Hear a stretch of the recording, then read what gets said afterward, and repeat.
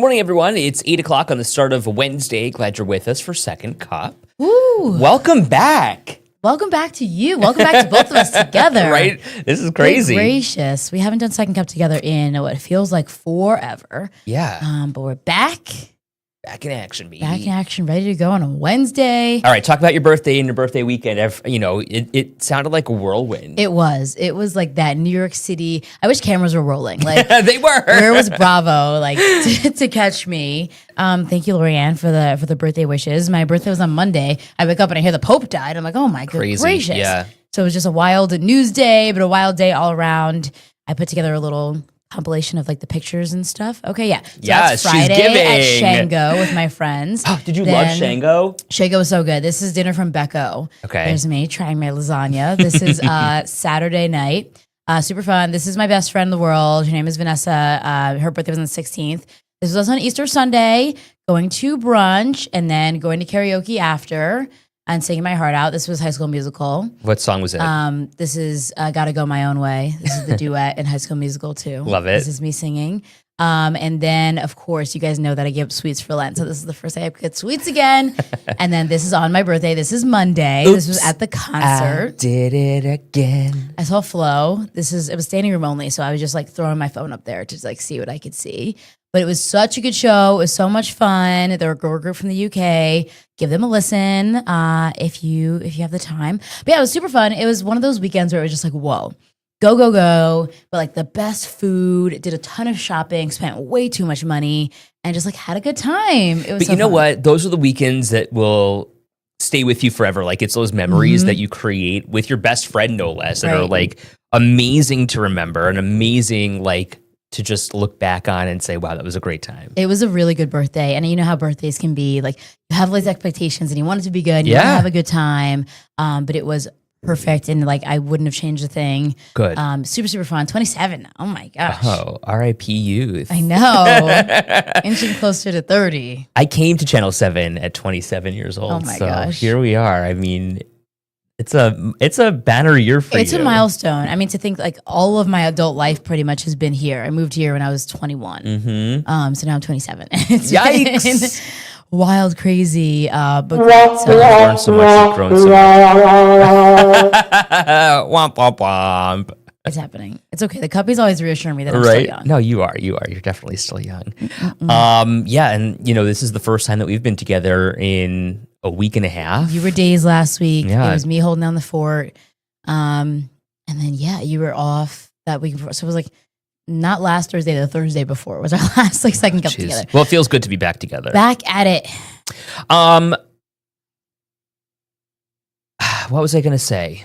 I don't know. I don't know, but I was thinking about something and I was like, I've got a million things going on in my head right now. I've got so When many. do you not? I know, it's true. I've got so many ideas, so many thoughts, and now it's like, okay, I've got to like get them all on paper before I forgot everything. And Right. it'll come out eventually. Anyway, let's talk about the news this morning. A couple of things that I thought were really interesting. First and foremost, I want to talk about these license plate readers in Niagara County that are being installed in theory across the county, but North Tonawanda in particular, getting some money to install these license plate readers. And what they do is basically take a quick snapshot of every single license plate that passes by every single camera. You've probably seen them before. This is what Right. they look like. If you drive down, say, Niagara Street in the city of Buffalo, you'll see them. But in an instant, no matter the speed that you're going, it'll record your license plate. And law enforcement says this is great for them because it helps them solve crimes. It doesn't necessarily do the solving for them, but Right. it's one more piece of evidence in their toolbox that they're able to say, okay, this person or this car was here. It was also used in the commission of a crime. So the two things have to link up, and it helps put the pieces of the puzzle together. It gives them physical data, like actual video. Okay, that car came through at this time. Right. Helps them track things like car thefts, or if they're looking for a specific person, for example, they're able to track that down. But the thing is, it's constantly running. It's not Right. just the criminals that they're catching on video. It's all of us. It's everyone. And, when you consider that, first of all, you consider how much surveillance is out there as it is. I mean, you can't expect a level of privacy when you're walking on a public street anymore. These days. everyone's got one of these. Some of us have two. There's always a camera rolling wherever you are. And what I found out 5 or so years ago was that in the city of Buffalo, there were like 42 million scans in a given period of time. That is a lot of surveillance, right?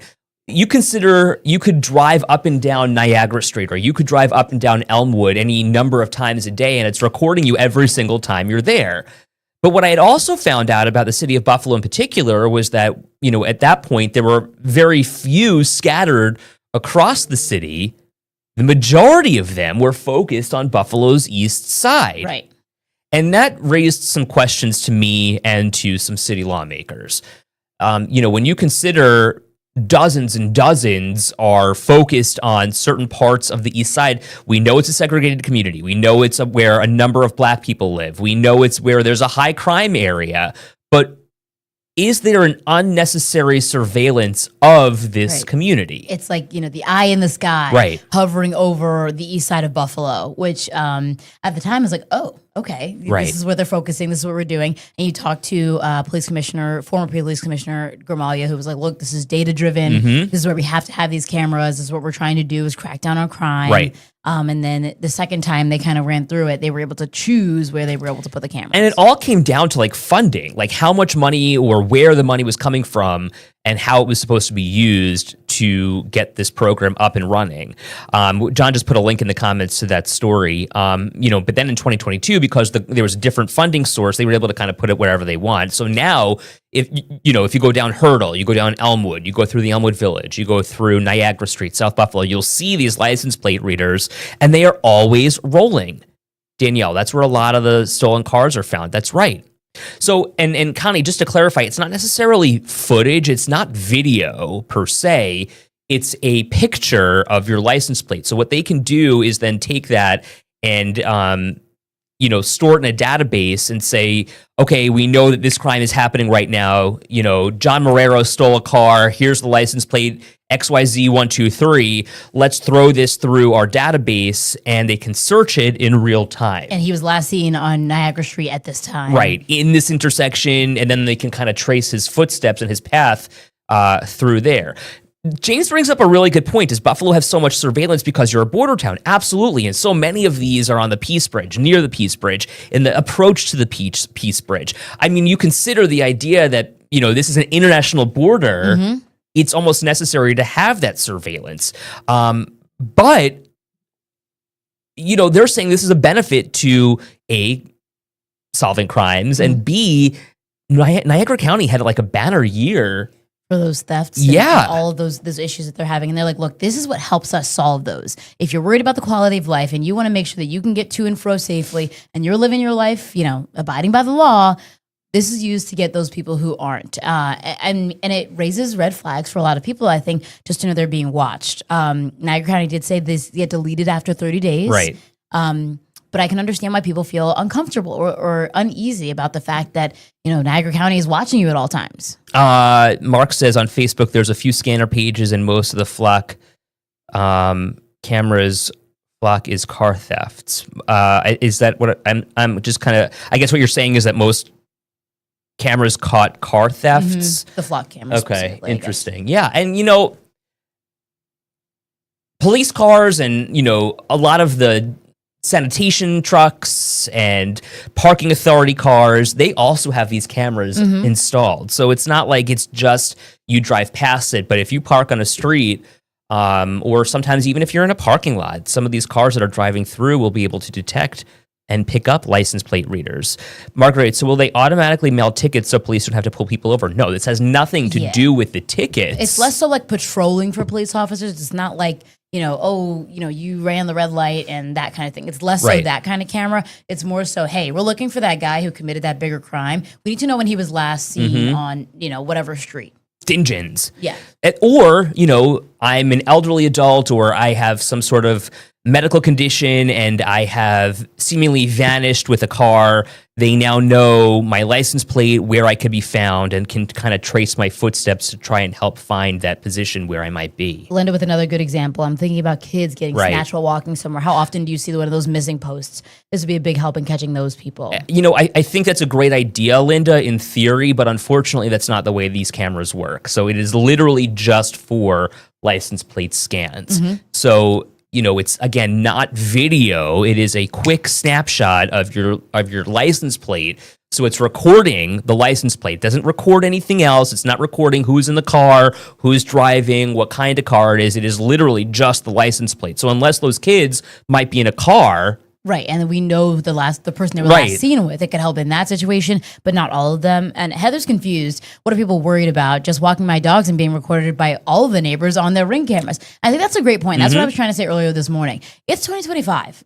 There are cameras on you everywhere. I mean, these phones that we're constantly on are tracking what you're searching, what you're doing. Tracking your friends' locations, for Christ's sake, right? I can tell you where all my friends are right now. I track them like my little Sims. Like, you are being watched and monitored and seen and tracked. I mean, at some point, we did it the other week. You could say Siri, Alexa, and all of them, and so many machines will pop off, right? So if you're not doing anything wrong, I guess, what's the fear? Why are you worried about being seen? Absolutely. And, maybe at that point, when we were talking about where these cameras were initially placed, it was the people, right? Like, is one community unfairly watched compared to others? If I live on the east side, I'm like, well, why is everybody watching me versus watching other neighbors? Like, I think that's the equity thing. But if everybody's being watched at an equal rate, then sure. Howard says, don't think your smart TV doesn't have a camera inside it recording at all times. Yikes, if that's the case, we're in big trouble. Gene says, if criminals know that certain areas have them, then they may focus on areas that have less surveillance. Which is why I think law enforcement is like, look, let's get more. Yeah, they think this is a great thing. This is great for them. Robert says, just wave at a Ring camera, right? Jake, I have nothing to worry about because, like Taylor was saying, I live a law-abiding life. Only thing I have to admit is I like to speed. However, I don't do it in residential neighborhoods. But realistically, again, these are not speed cameras. These are not red light cameras. These are not video cameras. These are just tracking who's where, when. And I think if you put that into perspective, it's like a digital footprint, kind of your car only, right? So it's a footprint of where you traveled in a car. Like, let me give you this also, like this, it's not a hypothetical, it's actual reality. My parents were just in China, and the way they had to get a visa to go into China was by giving so much of their personal information over to the Chinese government. And I said to my mom, I'm like, do you feel comfortable giving all of this to the Chinese? Like, they now can literally track you. They have all of your biometrics. They have all of your information. That's insane that, a communist country, that has, such power over its people and theoretically has hacked into all of our systems, right? Now has all of your data. What can be done with that? I don't know. Am I wearing a tin hat? I don't know. I think that's a tough thing. I don't think I have any data or any information that's worth taking. But then again, you never know with your name. And when I get mail, I still shred it up and rip it up because, there's just that fear of what someone can do with my address or my name. Right, or exactly. Like that. TikTok has it too, is what Mark says. Sure. Howard says, cameras are here. We all know they are. So do the right thing and you won't have a problem. Absolutely. Jake says, that's fine with me. Makes me feel safer. Larry, it does matter in certain areas. People get stopped because they're in a drug area and they ask what you're doing here. That's the bottom line. Suspicion first. James, several countries have been doing this surveillance for years. Howard, I'm going to add a Google cam to my bathroom. It's probably a bad idea. So funny. Why would you want to go to China? I think it's a once in a lifetime opportunity. See the Great Wall. They went. They had a great time. They said it was very cool, very different. But I think you go once and you don't go back. Yeah, it's a long flight. I don't know. It was presented to them, so they took the opportunity. I wouldn't want to go, but they did. I think it was cool for them. Gene, of course, there are good and bad points that can be taken from this. Sure. And I mean, you got to take everything with a grain of salt, right? Mm-hmm. Here's a problem. Here's a solution to that problem. But Right. oh wait, there's a problem with the solution. I mean, how many times do we talk about that? Exactly. There are concerns here and there.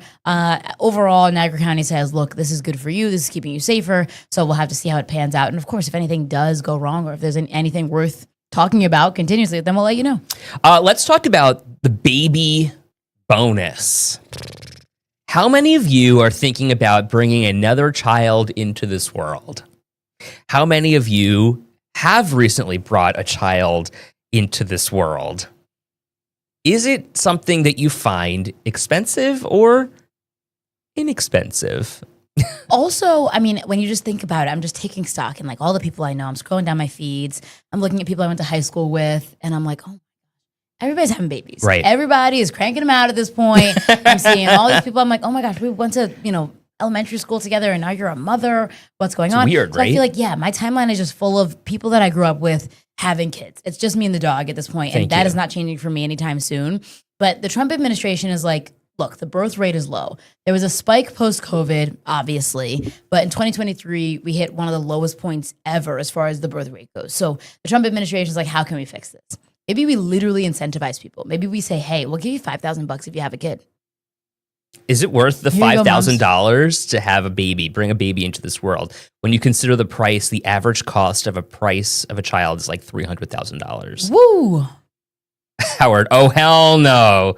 I would have myself committed, he says. Sarah says, yeah, hello.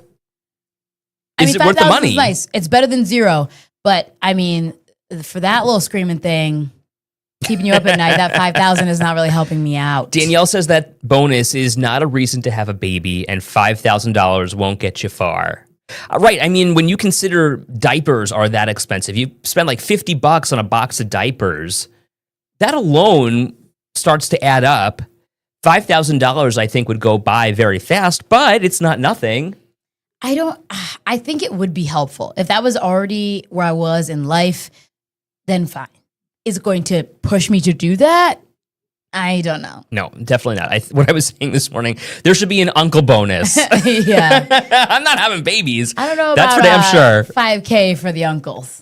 Cindy says children are very expensive. $5,000 as an uncle would go very far. Like, there are so many things I could do with the kids with $5,000. Hanukkahs would be great. Thank you. Exactly. Hanukkah's, Christmases. We can go on like cool little day trips. Yeah. Diane says $5,000 won't cover a quarter of what's needed. You are enticing people who shouldn't have kids to have them. I think that's a great point too. We want the birth rate to go up, I guess, for the economy and all these other things as a country. But I don't know. Is it the right thing to be pushing people to have kids? I mean, if you can't afford them as it is, right, is everyone ready to have kids? Are there Right. going to be more people who need that assistance down the line? Here's my other thought. About babies, like, there's a reason why the birth rate is low right now. Is there not? I mean, are people comfortable bringing a baby into the world right now? I mean, when you think about how many people have homes versus how many are renting, I mean, everyone around my age, for the most part, I would say most of us are renting right now. No one around my age is thinking about buying a house. It's more difficult out here these days. And like, when I think about like how old my Nana was when she had my mom, by the point that when my Nana was 27, I think she had a 6-year-old and an 8-year-old at this point. You know what I mean? Times have changed so much with what you're able to afford. Carlos makes a good point. Daycare is super expensive. And when you talk about the resources for daycares, I mean, they're struggling too to be like, hey, here's how we can help people. There's so much to consider when you think about bringing another human life into the world. So Jeanette says that's so sad, though. So many people are hurting trying to have babies and can't. And that's a really good point, That's too. another one, yeah. That has to be so hurtful to hear. But you know what? Maybe there's an opportunity here now for the government to say, you know what? IVF. Let's invest in those things. Yeah. Or, like the scientific ways of having a baby now. We know how pricey they can be. Let's take some of that money that maybe we're offering for people to bring children into the world and put it in a different pot. Like to freeze eggs or something. Yeah, $20,000 to freeze eggs in some cases. Wow. Or $20,000 for IVF. I mean, that is ridiculous money. And if we're that concerned about bringing people, children, babies into the world, maybe that's the way to go. Give it to the people who are fighting to bring that. Yeah. I mean, these are the people who want to have children too Right. and can clearly afford it. Let's help them do it. Right. Great point. Danielle says some people's hospital bills to have a baby will cost them $5,000. It'll be even more than that. Jean, babies are for life, $5,000 forever, maybe. Right. Until 18 at least. Mark says, isn't it just for married people, not single people? I don't know. John, what did we see anything about that? I didn't get at that from the script. It seems very early stages, though. James says that's why student loan forgiveness is necessary, and that's a whole different can of worms to open. The idea that student loans are going to be, basically they're going to start pulling from your paycheck. Yeah, they're going to they're skimming basically. Look at Sarah's point. She says, maybe invest in children and getting them out of foster care. Great point too. There's so many children who don't have the support they need. Who knows, right? How they end up in this system, but they need homes as well. I mean, there are children that already are in this world that needs that kind of support. And we've heard from the Western New York Foster Closet, for example. They have basically, the woman who runs it, Cheryl, she says that, at points she sees, X number of kids come through the system and need so much. And they're coming to her, they're coming to the foster closet for clothing, they're coming for school supplies. So I don't want to say a parent would have carte blanche how to spend that money, but certainly it would go a long way if it was spent in a way that would also help, right? I mean, I guess that's what the point is with $5,000 for a baby. But who's to say that, they don't just take it all and go bet on black? Exactly. Right. You could. I mean, it's your money. You can do what you want. And let's say, then you turn that around, you invest in your kids. Sadly, though, I mean, that's what some people wind up doing in the foster system. We've heard these stories, right? Where parents who are getting money in the foster system are not spending it on the kids. They're doing with it what they want. And that's a tough situation. So you give out $5,000 to, parents who are going to bring a baby into this world. I'm sure most of them will use it to for the right pay thing. For diapers and formula and all these things that are increasingly expensive. But also, and maybe to Barry's point, when common sense comes back from extinction, then we'll have more babies.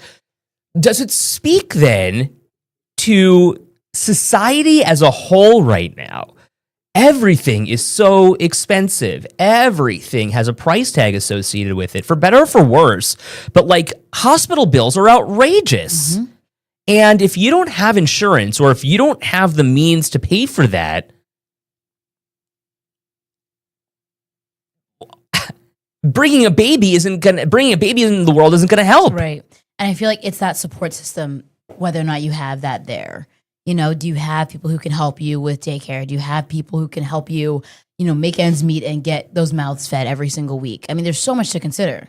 So according to the New York Times, there's no differentiator. Any new mom that gives birth would get $5,000 cash. So it doesn't matter if you're married or if you're single. It would just be any new mom would get that $5,000. Yeah, Interesting. Again, that's just what the New York Times is reporting as a proposal from the White House. Megan says, is that $5,000 tax? Because then obviously it's not $5,000, right? And we know nothing's free, right? But then also this is so interesting to me because the idea that the federal government, the Republican federal government no less, is giving out free money or wants to give out free money. Hello, that's not a Republican issue. It's if you told someone that maybe, 20 years ago, they'd be like, what are you talking about? What's going on? It's so interesting though. I just don't know. Do you think that would work? Okay, we're going to put this money out there. I'm trying to think of what the mindset would have to be that was I really wasn't going to have kids, but that 5,000 sounds good, so why not? Timothy says, in nature, nothing is free with humans. It's a different ball game. Diane says child support and stuff like that needed to be accounted for, just like Social Security was. After my mother passed, we had to account for every penny of Social Security received for my siblings. Anita says the problem is once money is given, the person has the discretion as to how to use it unless it's divided up for very specific places and things. Great question, Peter. Would that $5,000 also apply to those who adopt a baby? It doesn't help the birth rate, though. I think the point, the numbers that they're looking at are how many babies are being born each year. And that's what the $5,000 would go towards. It's new mothers. But again, I guess if you're adopting a child, that makes you a new mother or a new parent. Yeah, I wonder what the fine print is. Danielle wonders, where's this money coming from? I thought the government was in debt. Yeah, hello. Good question. We broke, girl. Great question. Right. Like this Robbing is Peter to pay Paul. seriously, this is not typically what you hear from conservatives. Conservatives would never say, let's give out free money, though during the pandemic, it was a completely different story when the Trump administration was handing out money. But look, I mean, we all paid for it in the end with everything getting more expensive. I don't know. It's really interesting to me. I think it's a fascinating conversation. I'm glad that you're all chiming in as well. Yeah. Also, the governor wants to raise the age, or lower the age rather, of who is able to serve as a corrections officer within our state prisons. We took so much time and spent so much time learning and hearing from corrections officers during that wildcat strike that was happening a month or so back. And there were so many issues that they raised, so many reasons why they say they were on that illegal strike, among them being safety, overtime, hours, and all of these issues that they had. And those issues led to that strike, and that strike led to an understaffing in the prisons. There was already an understaffing issue. They don't have enough people to work there. So how do we solve that problem? Governor Hochul says we lower the age. We let people under 21 become corrections officers. But it's interesting to have that conversation when we just have the conversation that, there are 20-year-olds, 30-year-olds, 40-year-olds, 50-year-olds who don't feel safe inside these buildings. So we want to bring our teenagers in there. And the fact that the National Guard's people who went into these prisons to act on behalf of the people who were striking, and some of those people at 18 years old who were enlisted in the National Guard did not feel safe and didn't feel that they had the qualifications or the training to even be in these prisons. 18 seems like it's a stretch. You can't go buy a beer at a bar, but you can go be a corrections officer. Anita says the governor's out of her mind, saying safety has not even been addressed yet. Mark says that's so stupid. Gene says, bad idea. It involves a more mature mindset. And that's a point that you were bringing up this morning, that really your brain doesn't develop until you're 25 or so. So then you ask an 18-year-old to come in, and the rules would be a little different. The governor says they would be supervised. They're not going to be there by themselves. They won't be carrying guns, but they'll still be in those situations. I mean, how does that mold you as a young person? Rosemary says 18-year-olds can't even get out of bed for school. How will they work for 24 hours straight? Connie says, she's crazy. Let's send her in there for a while. And Danielle says she's another clueless person holding a government office position. Does anyone think this is a good idea? Is there anyone out there who says, yes, you know what, maybe we need these people. Maybe we can train them. Maybe we can actually use our youth. I mean, you're the age of majority at that point, but you're still a kid. Can somebody tell me that's a good thing? Is there anyone out there who says this is a good thing? Linda says, I can't see an 18-year-old standing up to a 45-year-old. I mean, when we think about, people who are in these prisons, right, could be there for any number of issues or crimes. And then you send an 18-year-old in there to, deal with them on a bad day. I just don't know how that goes. It's interesting because there's so many other issues, right? It feels like a really small Band-Aid on a really big wound. But then you can send an 18-year-old off to war. I know, right? There's that. So it's interesting. Sarah says, thank you for being one of the only news stations continuing to talk about this. Problems still have not been solved. And Anita's kind of echoing that point as well. Maybe you start at the foundation, and the foundation perhaps is not necessarily the age of the COs.